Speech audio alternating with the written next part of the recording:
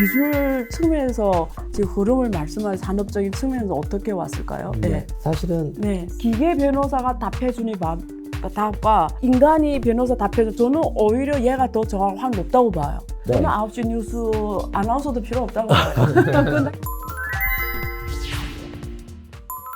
최근 가장 핫하게 떠오르고 있는 주제가 있습니다. 챗 GPT라는 건데요. 지난번 안녕하쇼에서도 다뤘죠. 사실 챗 GPT가 과연 인터넷이나 그리고 스마트폰의 발명처럼 우리 개개인 혹은 우리 기업들의 중대한 사건 정도가 될 것인지 여러 가지 시각이 지금 엇갈리고 있고요.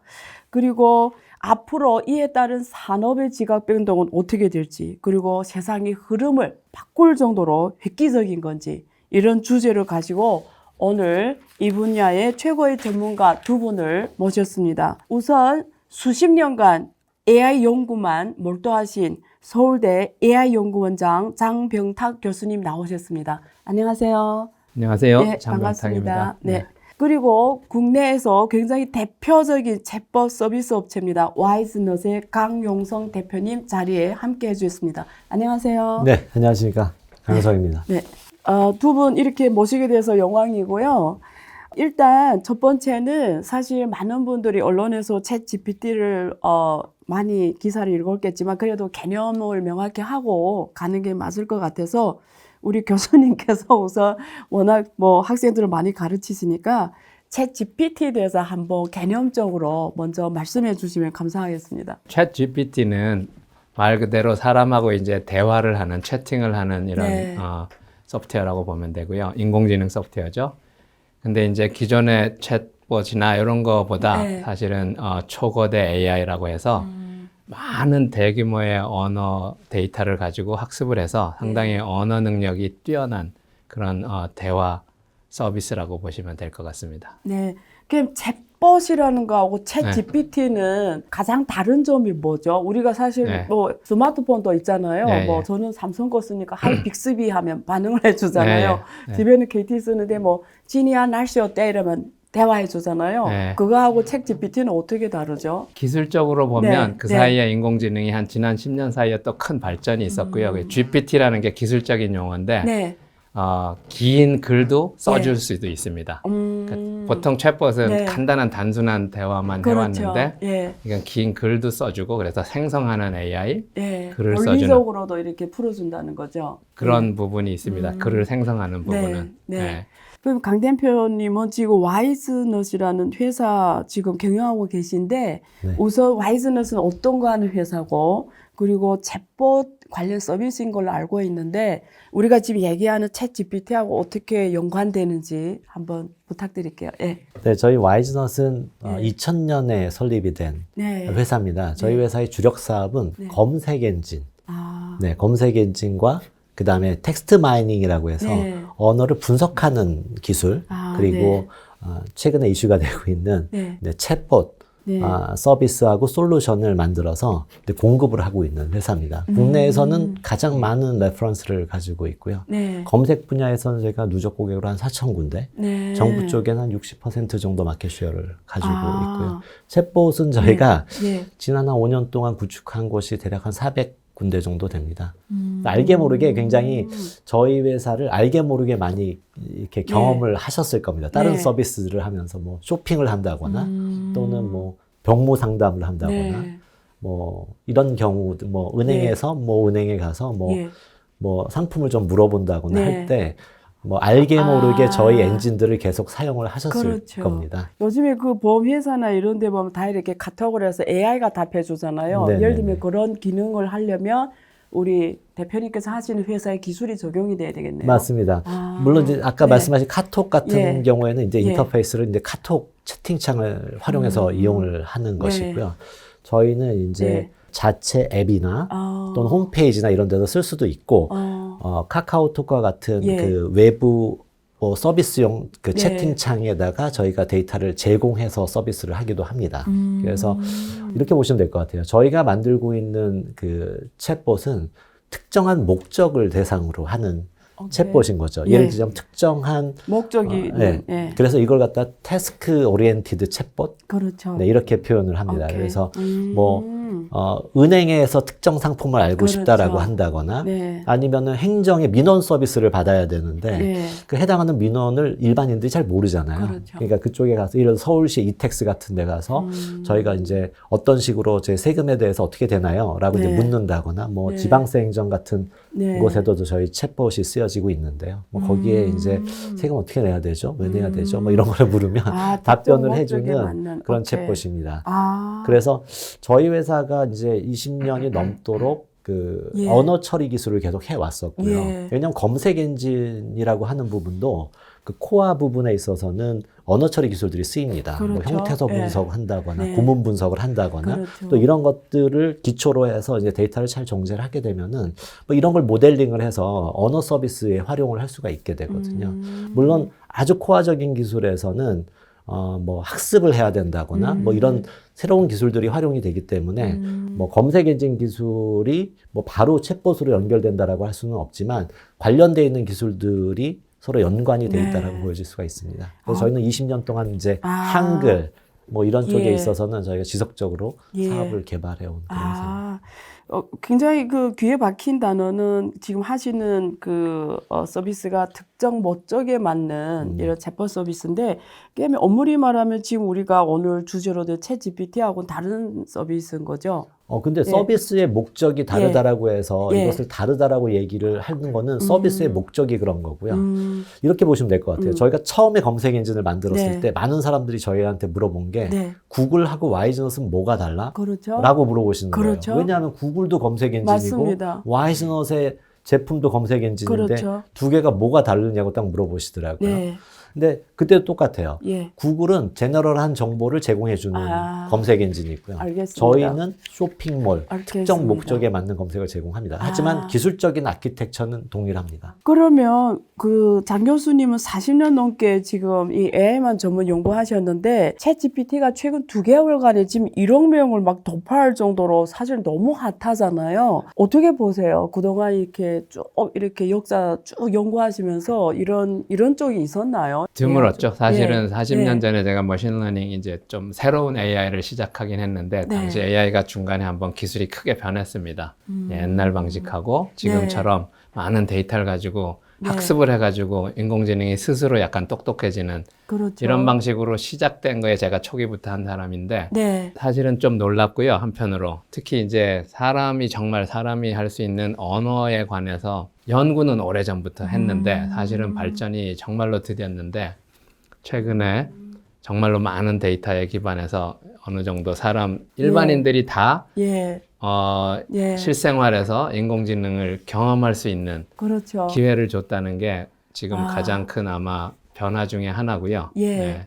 그래서 궁금한 게 우리가 이렇게 일단 우리 AI의 이렇게 쭉 온 역사를 논리적 흐름, 그러니까 우리가 연구 방향이 달라졌나요? 이렇게 원래는 어떻게 가다가 크게 한번 달라졌습니다. 어떻게 달라졌죠? 예. 처음 인공지능이 지금 예. 역사가 한 70년 되는데 네. 초기 한 30년 동안은 네. 어떤 걸 주로 연구했냐면은 우리가 사람이 아는 예. 지식을 기계한테 프로그래밍 해주려고 했었어요. 기계가 똑똑해지려면 지식을 가져야 되고 그렇죠. 그런 방법으로 사람이 아는 지식을 넣어주려고 했죠. 그렇죠. 예. 근데 그 방법이 한 번은 산업화를 했는데 사실 한계가 뭐냐면 예. 사람이 넣어주는 지식에 한계가 있는 거죠. 그렇죠. 아는 것도 한계가 있고 사실 또 기계가 알아듣는 말로 프로그래밍 해주는데 그렇죠. 한계가 있고 예. 그 다음이 지금 하는 딥러닝 이런 걸로 꽃을 피게 된 네. 기술인데 이거는 기계한테 직접 지식을 넣어주는 게 아니고 예. 데이터를 주고 기계가 스스로 지식을 습득하게 만드는 방법입니다. 그래서 조금 처음에는 잘 못할 수 있어요. 느리죠. 근데 데이터가 많이 축적되면 지금처럼 결국은 웬만한 사람보다 더 잘할 수도 있는 이렇게 길게 봤을 때 네. 이게 성공할 수 있는 방법이고 아, 어떻게 보면 아직 제가 보기에는 정말로 아직도 약간 시작 단계라고 보입니다. 그러니까 글만 가지고 지금 기계가 이제 학습을 하는데 사실 다른 종류의 데이터도 이제 예. 만들어지고 있으니까 예. 이런 걸 가지고 좀 더 아, 학습하면 조금 더 인공지능이 더 똘똘해질 텐데 네, 어쨌든 글 쓰는 거에 관한 한 지금 상당히 아. 일반인들도 놀랄 정도로 예. 인공지능이 이제 글을 예. 장문까지 하게 된 거죠. 제가 공부하다 보니까 이런 내용이 있더라고요. 그러니까 그 처음에는 예를 들면 테슬라도 그랬고 이게 자율주행 자동차 개발하면서 이게 방향이 연구 개발 방향이 최대한 사람의 뇌를 뇌 회로를 그대로 이렇게 이게 기계가 최대한 근접하게 갈 수 있도록 계속 기술 개발하다가 인공지능도 좀 비슷한 것 같다고 제가 들었는데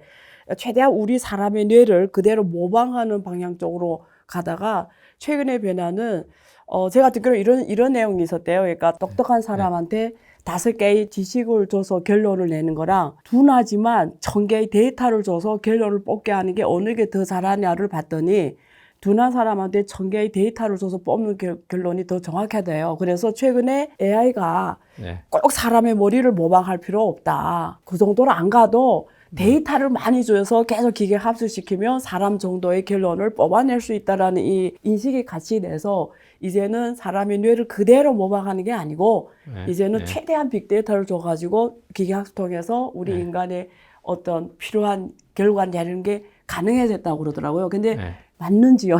저는 몰라서 이렇게 여쭤봅니다. 말씀하신 게 크게 보면 맞기는 맞는데 거기 조금은 사람의 뇌를 전혀 모방 안 한 건 아니고 사실은 학습하는 것 자체는 그렇죠. 학습하는 구조는 사람의 뇌를 모방한 겁니다. 신경망 모델, 딥러닝 모델인데 그 다음에 이제 데이터도 데이터는 사실은 아무 데이터나 막 줘가지고는 똑똑해지는 거는 쉽지 않고요. 가급적 다양한 데이터, 그러니까 다양하다는 면에서 많이 주는 거는 사실 중요합니다. 같은 것만 계속 주면 똑똑해질 수는 없죠. 그 다음에 데이터도 경우에 따라서는 이제 좋은 데이터가 있는데 좋은 데이터도 있기는 있어야 됩니다. 그렇네요. 근데 기본적으로는 많은 데이터를 가지고 기계가 스스로 이렇게 학습을 해서 똑똑해지는 거는 그게 이제 지금 일어나는 인공지능 방식입니다. 그냥 강 대표님 실제 현장에서 이걸 수익 모델까지 갖고 가셔야 되는 분이니까 사전 이 산업의 리서치나 기술 방향에 이런 면에서 엄청나게 리서치도 하시고 또 실제 또 실무에 적용하시고 또 계속 R&D 하시고 하실 것 같아요. 기술 측면에서 지금 흐름을 말씀하신 산업적인 측면에서 어떻게 왔을까요? 사실은 챗봇이라고 하는 그 주제가 이제 국내에 이렇게 임팩트를 줬던 시점이 있는데요. 이게 아마 그 IBM의 왓슨이 IBM의 왓슨으로 인해서 이제 사실은 그 당시에 뭐 교수님 잘 아시겠지만 그 뭐 알파고 이슈도 있었고 또 마침 그 왓슨이라는 이슈라면서 국내에 이제 야심차게 뭐 인공지능을 여러 업무에 적용한다라고 했을 때 이 왓슨이 대화 시스템이었지 않습니까? 그러다 보니까 챗봇으로 이제 시장에 진입을 하게 됐었죠. 근데 이제 그 서비스는 기본적으로 영어로 이제 서비스가 되고 있었고요. 이제 국내에서는 이제 그 당시에 이제 챗봇이라고 하는 주제들이 이제 1차원적으로 이제 시작이 됐었던 것 같아요. 그래서 저희도 그 당시에 이제 챗봇을 만들어서 시장에 진입하자라고 저희가 생각을 했었고요. 기술적으로 보면은 챗봇은 1단계 시장은 시나리오 베이스라고 보통 이야기를 합니다. 이건 뭐냐면 사람한테 지식을 가리킬 때 다 이렇게 앉혀놓고 이렇게 물으면 이렇게 답해 라고 이제 알려주는 방식이에요. 그래서 그게 시나리오 베이스로 이제 쫙 가리킵니다. 근데 이제 문제가 하나 있는 게 이게 교수님 말씀하셨던 것처럼 컴퓨터는 가리킨 대로 답변을 하기 때문에 자 이렇게 질문하면은 이렇게 답해 라고 했잖아요. 근데 이렇게 질문을 다르게 할 수가 있어요. 예를 들자면 오늘 나 무슨 옷을 입고 나가? 라는 질문과 오늘 추워? 오늘 온도가 어떻게 돼? 라는 질문은 같을 수가 있어요. 상황에 따라서. 근데 제가 미리 짜놓은 시나리오에는 오늘 기온이 얼마지? 라고 하는 거죠. 그러면 이제 답변이 나가는 거죠.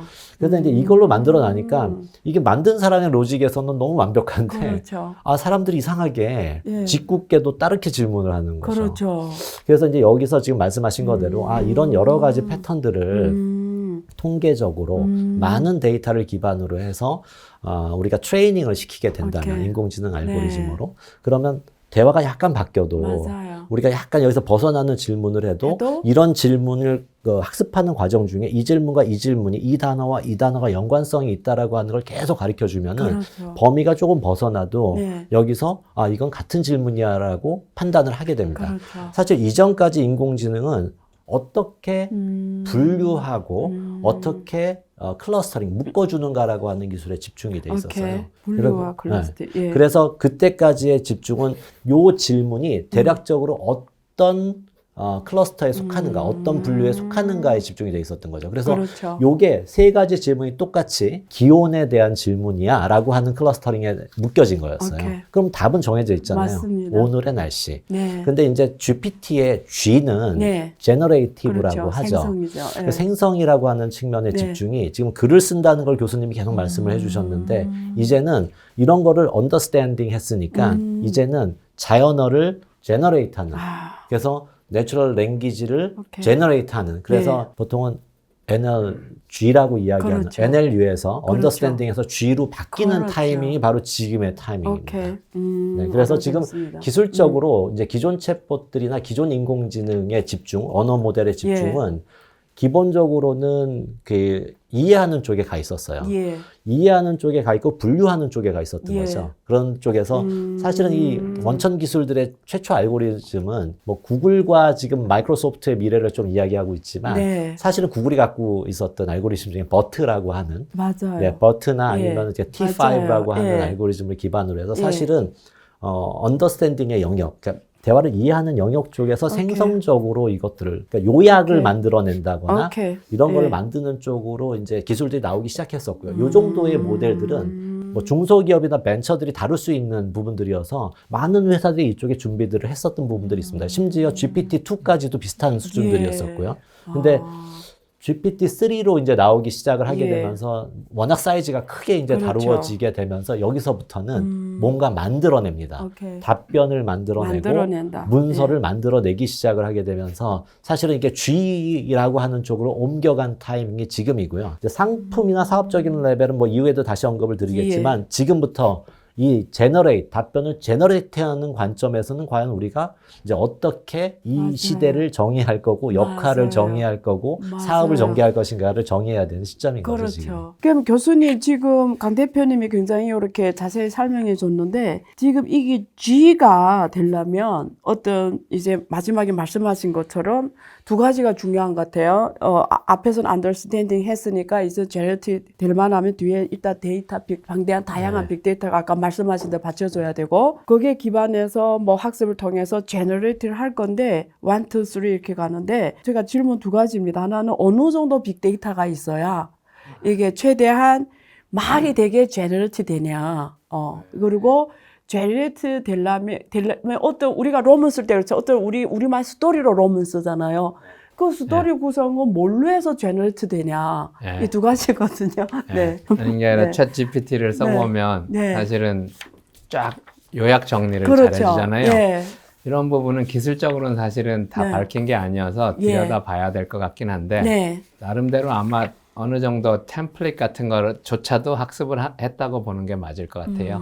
내가 연설문을 쓴다 그러면 연설문에 대한 전형적인 스타일이 있을 수 있는데 물론 그런 것도 학습하면 됩니다. 네. 근데 기본적으로는 사실 챗 GPT가 학습한 게 초기 데이터는 다 사람이 써준 데이터라고 보시는 게 맞아요. 오케이. 질문이 있으면 네. 그 질문에 대해서 네. A라는 사람이 답을 써보고 네. B도 써보고 C도 써보고 예. 많은 사람이 쓰면 네. 근데 AI는 그냥 하나만 학습할 필요가 없이 여러 사람 거를 다 학습을 하면 예를 들면 전형적인 연설문의 그 패턴 같은 게 있을 수 있죠. 네, 네. 그런 거조차 학습했다고 보시면 그렇군요. 그리고 예. 기본적으로는 예. 이제 GPT가 이제 초거대 AI 뭐 이렇게도 예. 부르는데 아니면 거대 언어 예. 모델 예. 언어만 가지고 이제 언어 모델을 만든 건데 네. 그런 것들이 데이터가 정말로 방대한 경우 그러니까 예전보다 기술이 정말로 진보한 거는 좀 네. 긴 글을 써줍니다.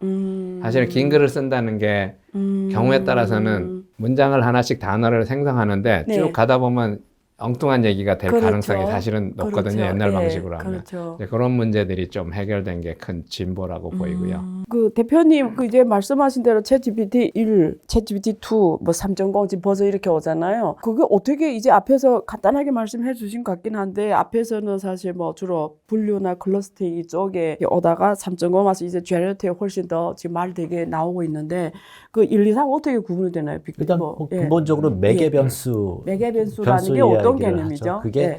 뭐 예. 교수님이 완전 전공이라 더 네, 설명을 개별수에 더 이론적으로 네. 더 해주시겠죠. 네. 저희가 네. 볼 때는 네. 이제 여기서부터 입력되는 데이터, 학습용 데이터 사이즈도 훨씬 커지고요. 그렇죠. 그다음에 네. 이게 단어와 문법, 문장 그렇죠. 이런 것들을 나눠지고 있는 것들에 대해서 이제 예.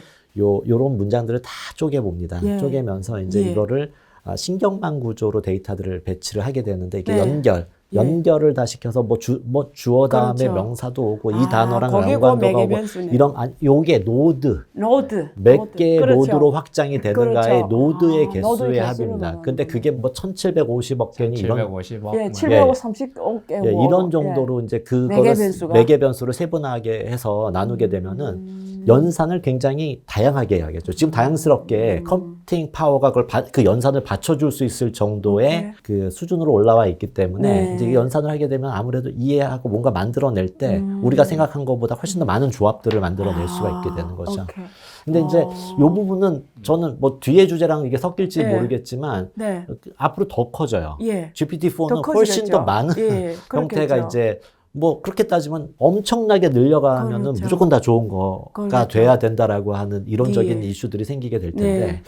이제 그거를 과연 이제 네. 감당해낼 수 있는 하드웨어와 네. 그 다음에 특정한 목적에 네. 맞춰서 사용을 해야 되는 경우에는 그렇죠. 굳이 이렇게까지 오버스펙들을 해야 해야 되는가 되나? 등의 오케이. 이슈들은 좀 남아있지 않을까 싶습니다. 교수님 어떻게? 예. 그 매개변수 수는 예. 그냥 쉽게 얘기하면 예. 기억 용량 같은 거라고 생각하셔도 됩니다. 기억 용량. 기억 용량. 오케이. 근데 그 기억이 조금은 다릅니다. 지금 컴퓨터처럼 예. 넣었다 빼는 기억이 아니고 아니고 약간 연상작용을 하는 그렇죠. 신경망 형태로 돼서 아.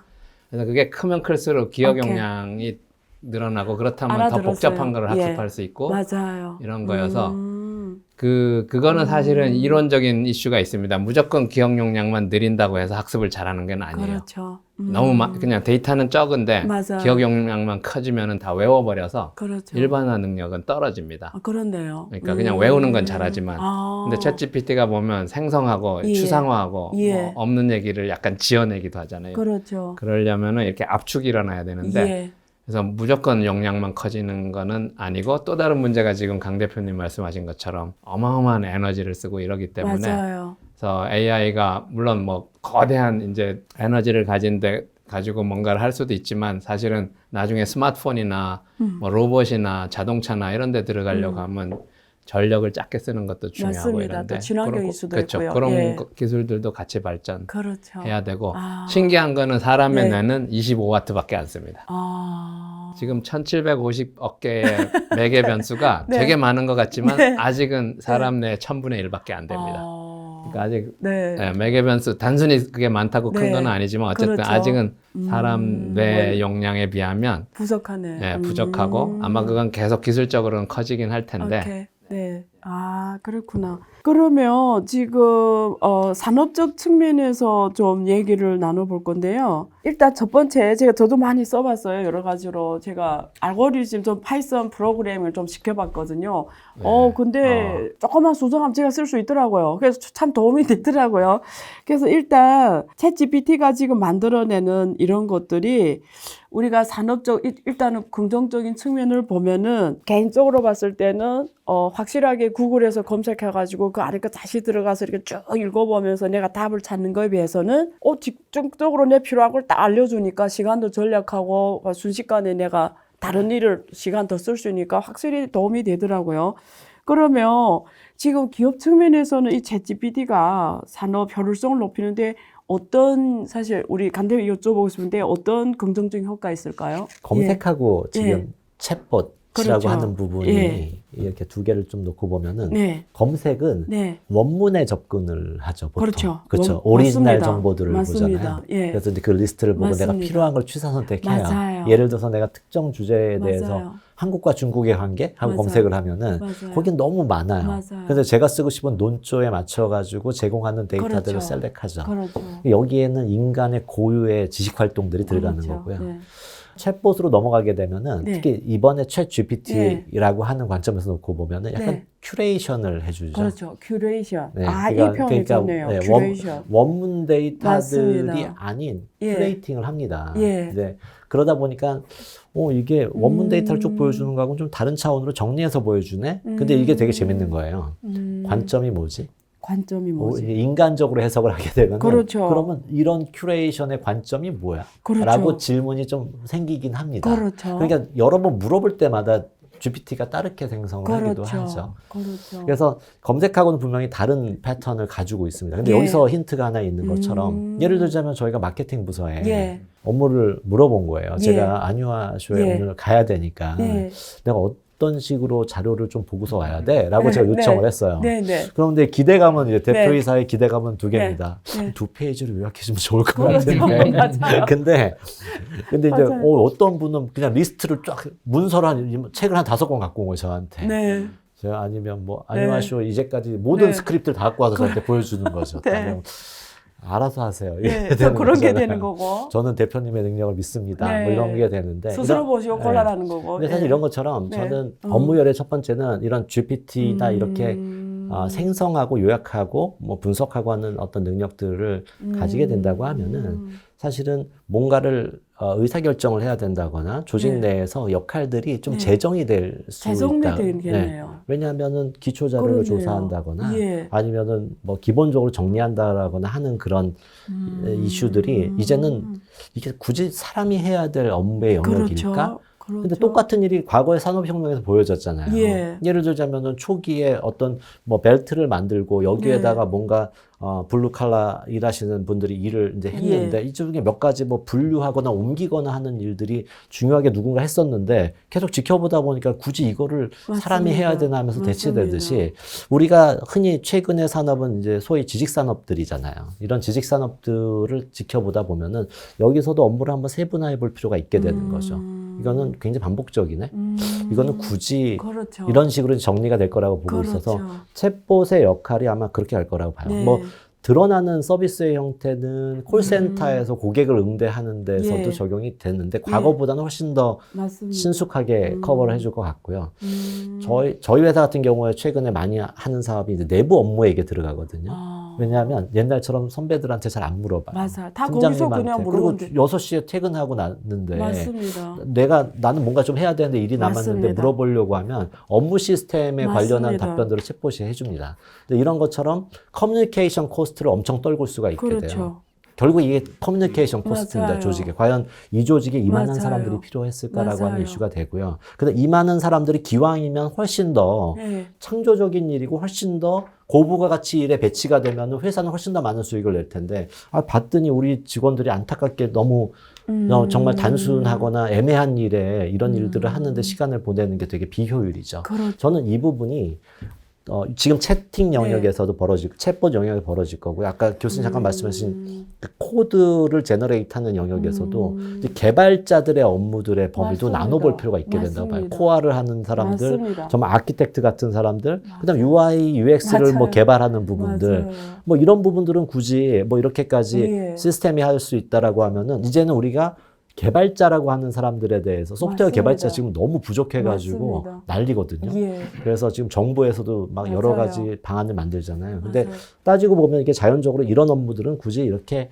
기계가 할 수 있는 맞습니다. 업무를 제외하고 나서 우리가 집중적으로 이제 해야 해야 되는 부분이 정의가 되면 거기도 생길 거라고 보고요. 저는 거기에도 이제 업무 효율이나 변화가 생길 거라고 보고요. 저는 가장 임팩트가 큰 부분은 네. 문서 생성 쪽이라고 봅니다. 문서 생성. 예. 문서 생성은 사실은 과거에 별로 이 부분이 어떤 사실은 실제로 굉장히 많이 벌어진 일이에요. 특히 언론 쪽에서 그렇죠. 기사들을 로봇이 쓰고 맞아요. 있고, 그 다음에 뭐 교수님 더 잘 아시겠지만, 뭐 경제 리포트 중에서 뭐 주가 변동이나 뭐 몇 맞아요. 가지들에 기계적인 대해서는 것들. 기계들이 예. 다 오토 라이팅이라고 하는 주제로 그걸 다뤄져 왔었는데, 저는 9시 뉴스 아나운서도 필요 없다고 봐요. 끝나 기계적으로 이렇게 네, 근데 읽잖아요. 문제는 예. 그게 특별히 어떤 시장으로 정의가 안 됐어요. 검색 엔진은 시장이 있었고요. 챗봇도 시장이 있었는데 이상하게 오토라이팅 부분은 그냥 개발해서 하거나 약간 애매모호했던 부분이 있었는데 이번 기회에 이 부분이 하나의 그러네요. 시장으로 정의가 될 거라고 보여집니다. 문서 생성. 예, 그래서 문서를 생성하는 네, 일이 네. 어디 쓸 수 예. 있냐 하면 law firm,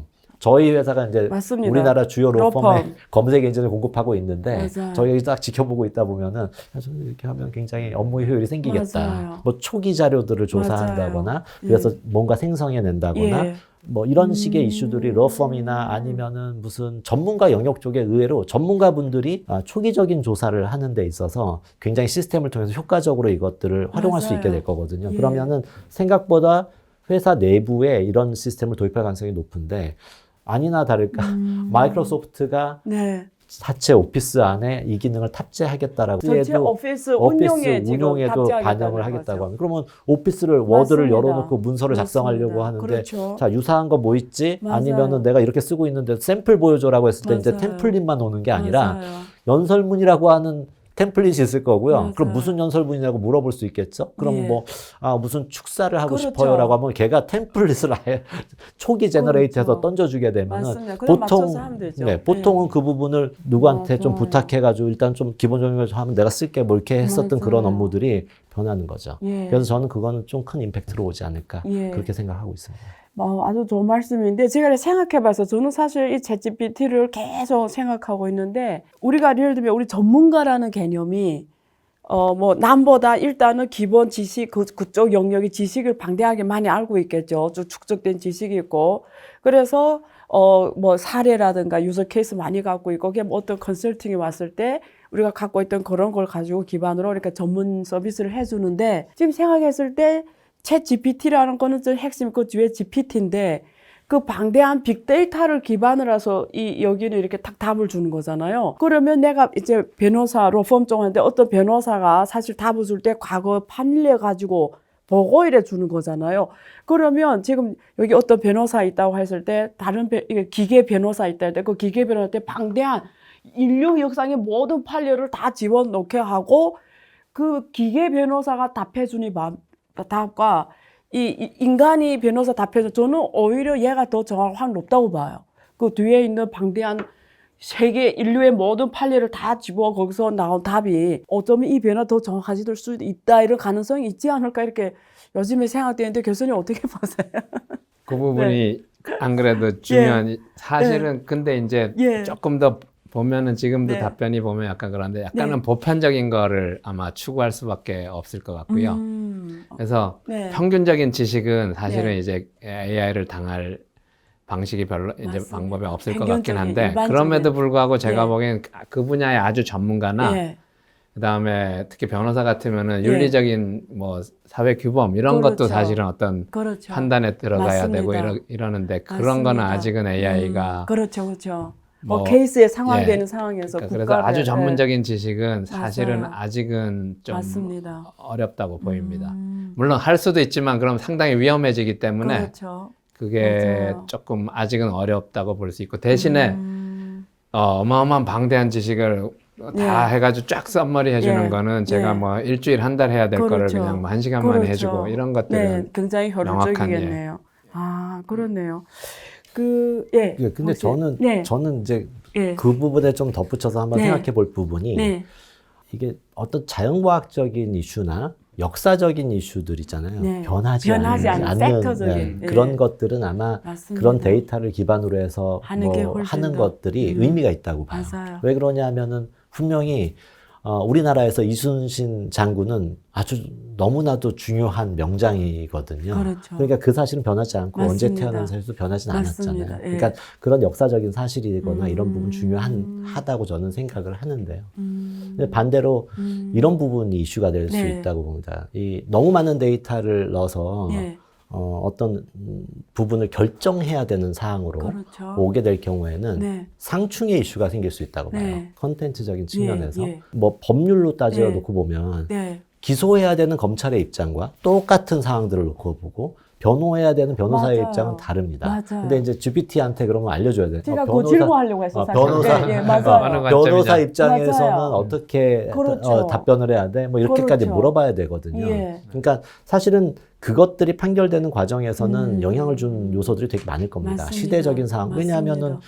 뭐 정치도 그렇지 않습니까? 시대적으로 여성 참정권이 또는 뭐 예를 들자면 인종에 대해서 뭐 이런 것들의 편향성이 발생될 수 있는 이슈가 시대적으로 다 달랐잖아요. 근데 그렇죠. 데이터들이 다 쌓여 있거든요. 네.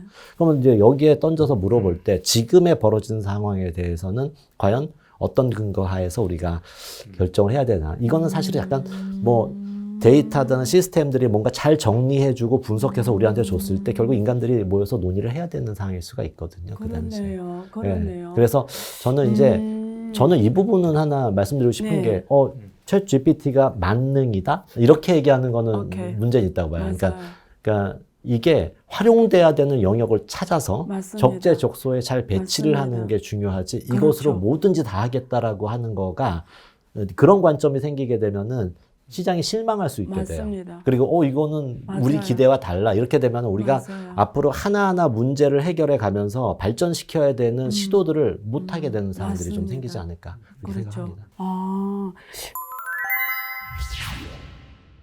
한국은 네이버, KT, 뭐 카카오톡 뭐 이런 매너라는 빅테크 기업들이 지금 하고 있다고 하는데 한국 국내 기업은 기술 수준은 글로벌 기업들하고 비교해서 지금 어떤 단계입니까? 뭐 인공지능 기술 수준으로 네. 보면 사실은 제가 듣기로는 그 한국이 특히 삼성이 다 잘하지만 소프트웨어가 약하다고 들었거든요. 제가 예. 이게 참 솔직하게 또 말씀. 솔직히 말씀을 드리면은 예.